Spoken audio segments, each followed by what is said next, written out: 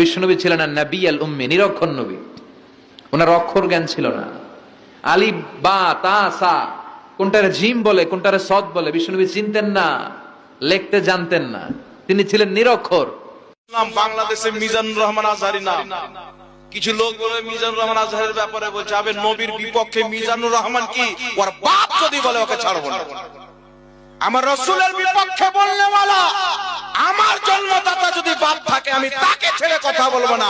আপনি বুখারী শরীফ খুলেন 2699 নম্বর হাদিস খুলেন, আমার নবী নিজেই সিগনেচার করেছেন, নিজেই চিঠি লিখেছেন। জোরে বলুন সুবহানাল্লাহ। বুখারী শরীফের সহিহ হাদিস থাকতে যে ফতোয়া দেয় নবী লিখতে জানতেন না মুসলমান। কথা বলেন, একটা জাল হাদিস যদি কেউ দেখাইতে পারে নবী লিখতে পড়তে জানতো না, 1 লাখ টাকা পুরস্কার দেব। এই মর্মে দুনিয়াতে কোনো জাল হাদিস নাই, কিন্তু বুখারী শরীফের 2699 নম্বর হাদিস পড়ে আমার নবী হযরত আলীর হাত থেকে চিঠি নিয়ে মুহাম্মদ রাসূলুল্লাহ শব্দ কাটিয়ে তারপরে লিখলেন মুহাম্মদ ইবনে আব্দুল্লাহ।